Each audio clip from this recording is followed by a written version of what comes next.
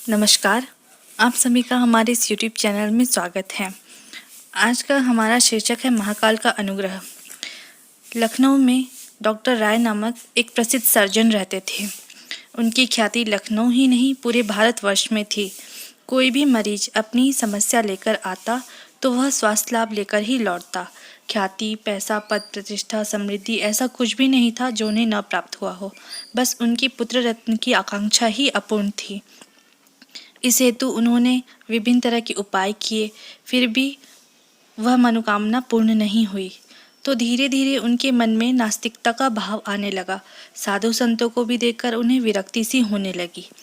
एक बार उनका एक मित्र आया और उन्होंने कहा कि सतीश, तुम एक बार गायत्री तपोभूमि मथुरा के पंडित श्री राम शर्मा आचार्य जी से मिलने चलो। वे स्वयं को न तो संत कहते हैं न साधु, परंतु माँ गायत्री व माँ सरस्वती दोनों ही उनकी जीवा पर साक्षात विराजमान है। कहते हैं कि उनका कहा कोई विधाता भी नहीं टालते। डॉक्टर राय ने मित्र की बात तो सुनी, पर उनके मन में अविश्वास इतना गहरा था कि उन्होंने मिलने जाने के स्थान पर गुरुदेव की परीक्षा लेने का निश्चय किया। एक दिन उन्हें पता चला कि पूज्य गुरुदेव लखनऊ में किसी सम्मेलन में भाग लेने के लिए आए हुए हैं। डॉक्टर रॉय ने भी उस जनसमूह में अपना एक सुरक्षित स्थान कर लिया। कुछ ही समय में गुरुदेव के उद्बोधन का क्रम आया। डॉक्टर रॉय ने ध्यान से देखा कि गुरुदेव के बोलने के क्रम में अत्यंत स्पष्टता, तीक्ष्णता व एक तरह का दैवी प्रभाव है। अन्य वक्ताओं की तरह उन्होंने न कोई शास्त्रीय संदर्भ दिया और न ही कोई विशेष पूजा कर्मकांड करने पर जोर दिया।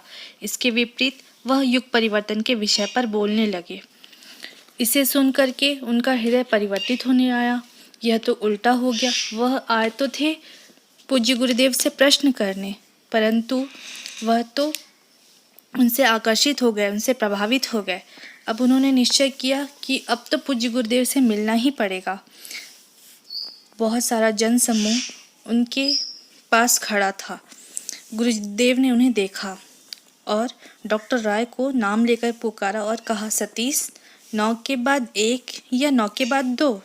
डॉक्टर राय कुछ समझ न सके तो पूज्य गुरुदेव मुस्कुराए और बोले, बेटा, वैसे तो पुरुष और स्त्री दोनों ही समान हैं, परंतु यदि तेरी ईश्वर पर आस्था का आधार पुत्र रत्न की प्राप्ति ही है तो यह बता कि तू 1 पुत्र लेगा या 2। डॉक्टर राय को तो जैसे सांप सूंघ गया। उन्होंने सपने में भी नहीं सोचा था कि बिना किसी के कुछ बताए पूज्य गुरुदेव उनसे इतने कम शब्द में इतनी स्पष्ट बात कह देंगे। कुछ कहने के साहस जुटाकर वे बोले, आपसे मिलने के बाद अब कुछ मांगने का भाव ही नहीं रहा। पूज्य गुरुदेव बोले, बेटा, भगवान न मांगने वाले को ही देता है। जब तक तूने मांगा तब तक वह देने के लिए उपस्थित नहीं थे, और जब तू नहीं मांग रहा है तो वे तुझे 2 पुत्र रत्न देना चाहते हैं। मैं तो मात्र उनका संदेश तुझ तक पहुंचाने का माध्यम बन रहा हूँ।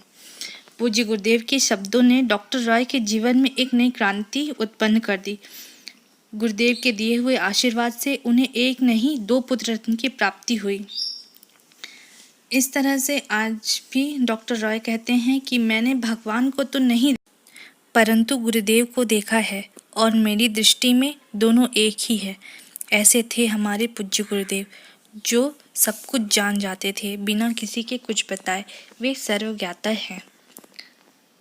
वीडियो देखने के लिए बहुत बहुत धन्यवाद। अखंड ज्योति 2018, पृष्ठ क्रमांक 29।